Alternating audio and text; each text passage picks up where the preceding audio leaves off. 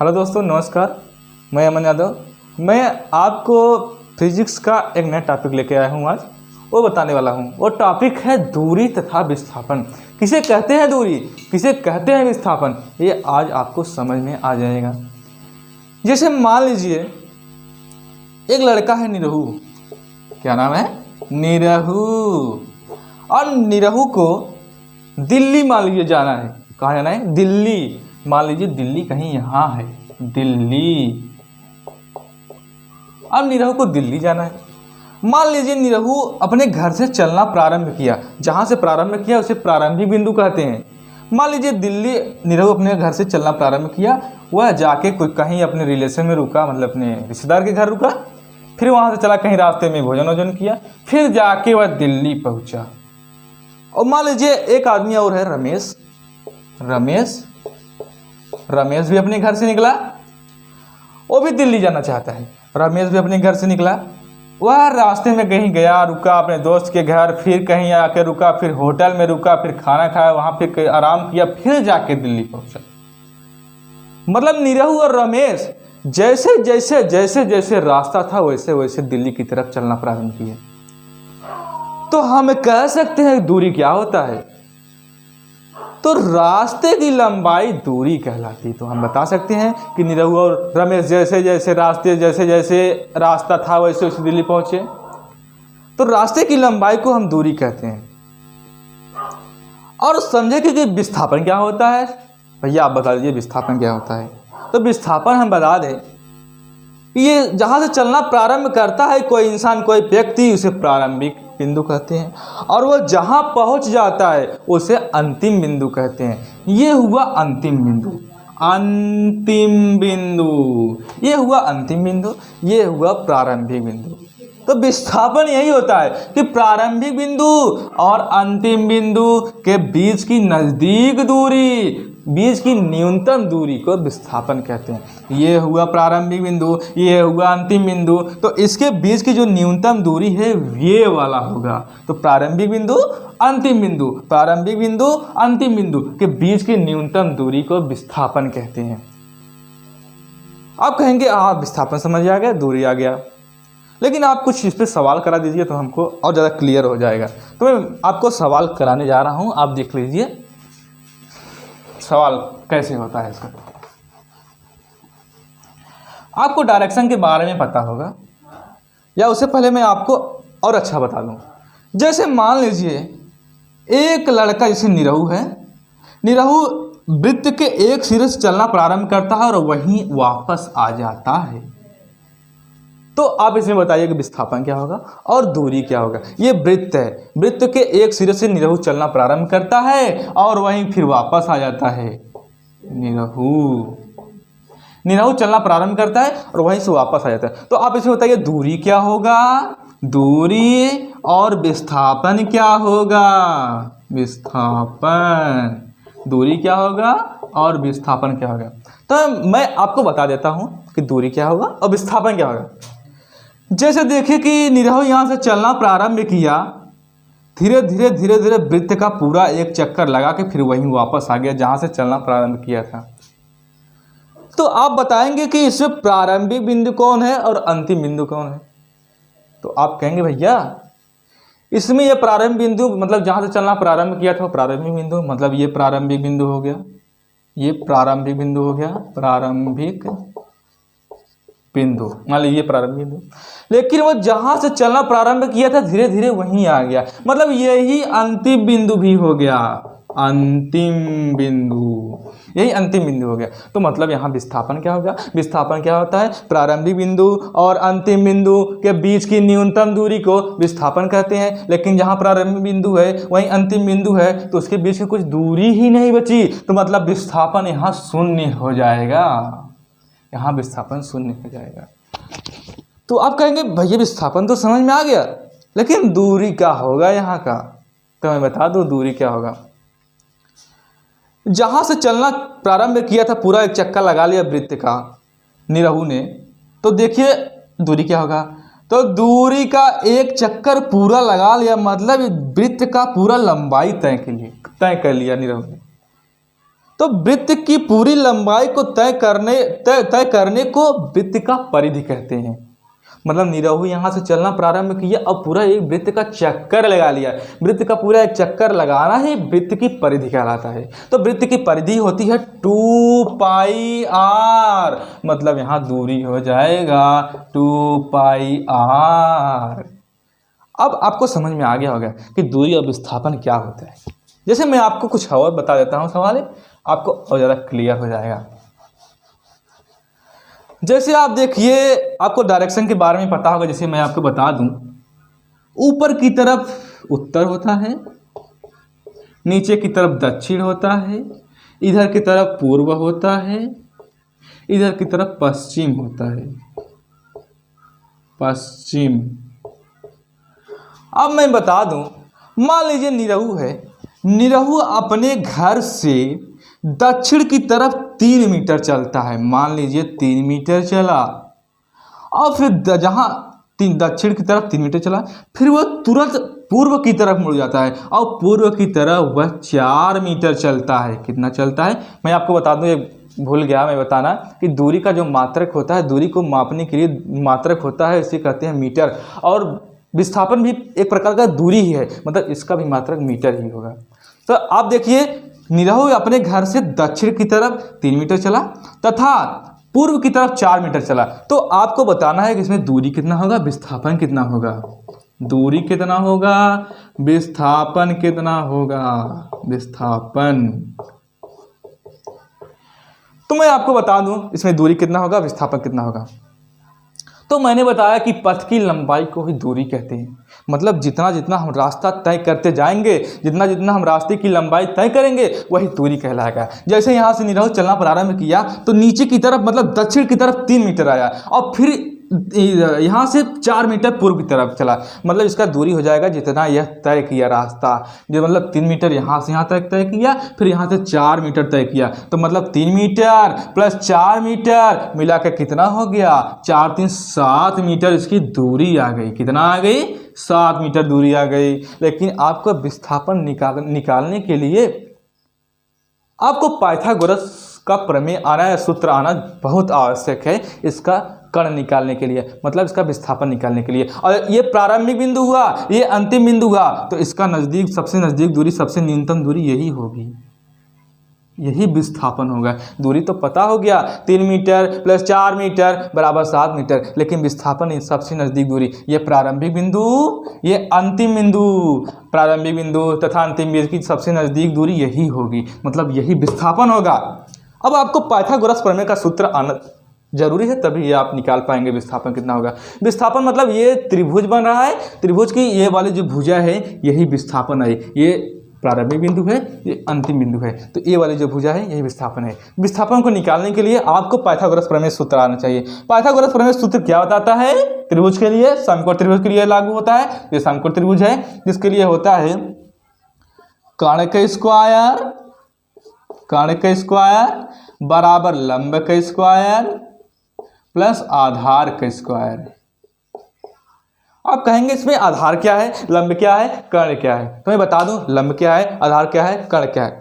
तो त्रिभुज में, समकोण त्रिभुज में सबसे बड़ी जो भुजा होती है उसे कर्ण कहते हैं। तो मतलब सबसे बड़ी भुजा ये हुई, तो ये कर्ण कहलाएगी। अब बचा 2 भुजा, एक ये भुजा, एक ये भुजा। आप कहेंगे किसको हम लंब कहें, किसको हम आधार कहेंगे। तो कक्षा 10 में आप जब त्रिकोणमिति पढ़ेंगे तो वहाँ आपको पता चल जाएगा कौन लंब है कौन आधार है। लेकिन आप यहाँ ये मान के चलिए कि जो नीचे वाला तल है, नीचे वाला तल है उसे आधार कहेंगे, और जो खड़ी पंक्ति है, खड़ी लंब रेखाएं हैं, उसे हम लंबवत मतलब लंब कहेंगे। अच्छा 10 में होता है कि अगर थीटा से हम पता करते हैं, जैसे थीटा यहाँ होगा तो उसके सामने वाली जो भुजा होगी वो लंब कहलाएगी। लेकिन आप अभी ये समझ के चलिए जो नीचे वाला तल है वो आधार है, और जो इसे खड़ी हुई पंक्ति है उसे लंब कहते हैं। तो मतलब आप कहेंगे ये वाला आधार हुआ, ये वाला लंब हुआ, अब ये वाला सबसे बड़ी भुजा कर्ण हुई। हाँ तो यही होगा। तो आप इस वाला सूत्र में रखिए तो ये वाला आपको कर्ण पता चल जाएगा। जैसे यहाँ लंब 3 मीटर है तो हम 3 मीटर कर्ण की स्क्वायर बराबर, कर्ण का स्क्वायर बराबर 3 का स्क्वायर, मतलब लंब 3 है 3 का स्क्वायर प्लस आधार 4 है तो यहाँ 4 का स्क्वायर करिए। तो कर्ण का स्क्वायर 3 त्रिका 9 हो जाएगा, प्लस 4 चौका 16 हो जाएगा, और कर्ण का स्क्वायर अब करते चलिए बराबर 16 और 9 मिलके 25 हो जाएंगे। अब देखिए इधर कर्ण का स्क्वायर है, स्क्वायर को जो हम हटाएंगे तो इधर जाके बराबर के उस साइड जाके अंडर रूट हो जाएगा, मतलब इस कर्णी का चिन्ह लग जाएगा। जैसे हमको कर्ण निकालना होगा तो कर्ण बराबर अंडर रूट 25 आएगा, और हम जानते हैं कि अंडर रूट 25 मतलब 5 होता है, मतलब 25 का वर्गमूल मतलब 5, मतलब कर्ण कितना हो जाएगा, कर्ण बराबर 5 हो जाएगा, मतलब विस्थापन हमारा 5 आ जाएगा। कितना आ जाएगा, 5 आ जाएगा। अब आप देखिए कि जो विस्थापन होता है वह दूरी से कम आता है, मतलब जनरली अगर हम 2 दिशाओं में जा रहे हैं तो विस्थापन दूरी से कम आएगा। जैसे देख लीजिए एक दिशा इधर गए, एक दिशा इधर गए, तब इसमें हमें देखेंगे कि विस्थापन कम आएगा। अब आप देख लीजिए कि दूरी 3 मीटर है प्लस 4 मीटर बराबर 7 मीटर, लेकिन जो विस्थापन आया है वो 5 मीटर आया है, तो विस्थापन दूरी से कम होता है। लेकिन आप जब एक सीधी स्ट्रेट लाइन में चलेंगे, सीधी रेखा में चलेंगे, तो विस्थापन तथा दूरी बराबर होता है, इक्वल होता है। इसको मैं आपको आगे समझाऊंगा, इसको मैं आपको मिटा के दिखाता हूँ।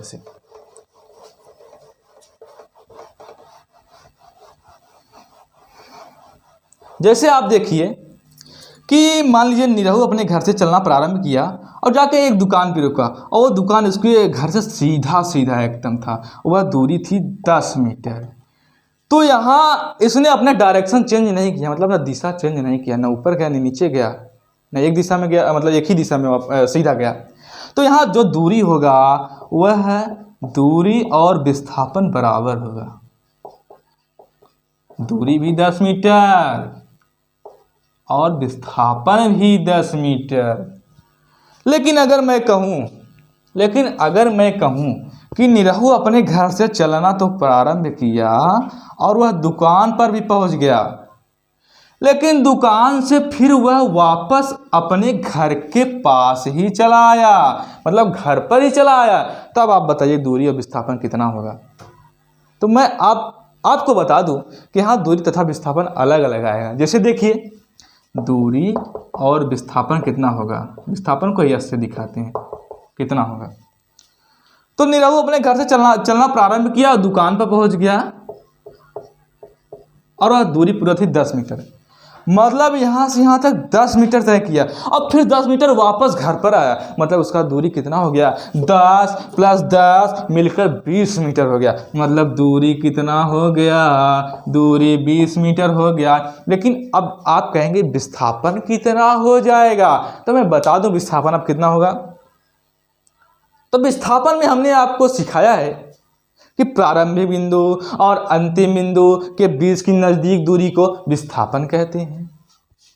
तो आप कहेंगे निरहु यहाँ से दुकान पे गया फिर वहीं आ गया, मतलब प्रारंभिक बिंदु भी वही और अंतिम बिंदु भी वही, मतलब यहाँ विस्थापन 0 हो गया। कितना हो गया, विस्थापन 0 हो गया। मैं एक कंडीशन आपको और दिखाता हूँ, ये वाला आपको समझ में आ गया। मैं आपको एक कंडीशन और दिखाता हूँ। मान लीजिए निरहु अपने घर से फिर निकलता है, वह दुकान पर भी जाता है, वह दुकान की दूरी थी 10 मीटर, दुकान, और फिर वह दुकान से अपने घर वापस आता है और घर से पीछे की तरफ 10 मीटर चलता है। मान लीजिए यहाँ एक और दुकान है, पीछे की तरफ 10 मीटर चलता है। तो अब यहाँ बताइए आप दूरी कितना होगा, विस्थापन कितना होगा। तो आप बताएं, उससे पहले मैं आपको बता देता हूँ कि निरहु यहाँ से दुकान की तरफ दुकान पर पहुँचा 10 मीटर, फिर वापस आया 10 मीटर, फिर पीछे की तरफ 10 मीटर, 10 फिर वापस आया 10, फिर पीछे 10, मतलब 10 फिर वापस 10, 20 फिर पीछे 10, 30, मतलब पूरा इसकी दूरी हो गई 30 मीटर। तो आप कहेंगे अब विस्थापन कितना होगा, तो मैं विस्थापन बता देता हूँ कि मान लीजिए सेंटर मतलब बीच का पॉइंट है जहाँ से चलना प्रारंभ किया निरहु, मतलब उसका घर हुआ। आप संख्या रेखा पढ़े होंगे, जैसे मान लीजिए बीच में 0 होता है, इधर चलेंगे तो माइनस में गिनती होती है, -1 -2 -3 -4, और इधर की तरफ पॉजिटिव मतलब धनात्मक होता है 1 2 3 4 5, मतलब आगे की तरफ चलता जाता है, वो धनात्मक होता है, इधर की तरफ ऋणात्मक होता है।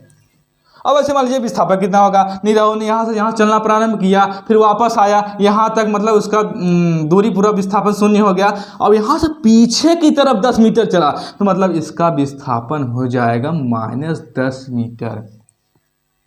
मैं आपको बता दूं कि दूरी आगे चलिए चाहे पीछे चलिए हमेशा जुड़ती है, क्योंकि वो रास्ते की लंबाई होती है। रास्ता चाहे आगे जाए चाहे पीछे जाए, वह हमेशा जुड़ता ही जाएगा, मतलब दूरी हमेशा धनात्मक होता है। और विस्थापन देख लीजिए, यहाँ पर धनात्मक था, फिर वापस 0 हो गया, फिर ऋणात्मक भी हो गया, मतलब विस्थापन जो होता है वो धनात्मक, ऋणात्मक तथा 0 हो सकता है, होता है।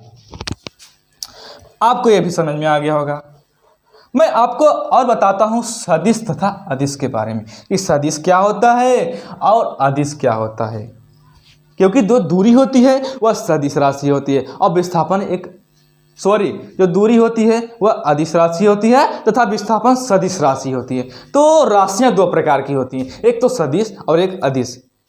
तो मैं आपको बता दूं सदिश और अदिश क्या होती है। जैसे मान लीजिए निरहु है, लड़का है निरहु। अब निरहु के पिताजी ने कहा कि बेटा जाओ, आज तुमको स्कूल जाना है। वह स्कूल की दूरी 5 किलोमीटर है, मतलब मान लीजिए यहाँ पर उसका स्कूल था। अब निरहु ने अपने घर से चलना प्रारंभ किया, 5 किलोमीटर नीचे की तरफ चला गया।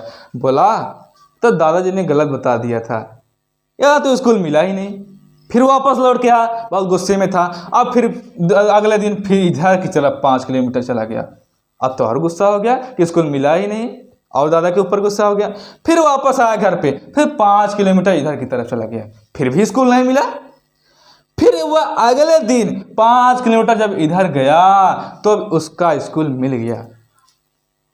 तो मतलब स्कूल जाने के लिए उसके पिताजी ने, उसके दादाजी ने ये बताया नहीं कि वह किस दिशा में है। तो सदिश का मतलब यही होता है कि एक दिशा, मतलब सदिश का मतलब दिशा के साथ साथ यदि कोई दूरी हो उसे सदिश कहते हैं। जैसे वह 5 किलोमीटर था लेकिन वह एक दिशा में था, लेकिन उसके दादाजी ने दिशा नहीं बताया था। मतलब उसकी भी गलती थी, मतलब निरहु की भी गलती थी, और उसके दादाजी मतलब उसके पिताजी की भी गलती थी। उसकी गलती ये थी कि अपने पिताजी से उसने पूछा नहीं कि हमको किधर जाना है, और उसके दादाजी की मतलब उसके पिताजी की भी गलती है, उसके पिताजी ने उसको बताया नहीं कि उसको किधर जाना है। मतलब दोनों लोग की गलती थी। तो इधर गया, ये अदिश राशि है, मतलब दूरी है, तो दूरी अदिश राशि होती है। लेकिन जब इधर गया मतलब एक दिशा के साथ गया कि इधर ही हमको जाना है, तो यह विस्थापन हुआ। मतलब विस्थापन एक सदिश राशि होती है और दूरी एक अदिश राशि होती है। आपको अच्छे से समझ में आया होगा, तो मैं अपना वीडियो यहीं समाप्त करता हूं। आप चैनल को सब्सक्राइब करें, लाइक करें, शेयर करें। धन्यवाद।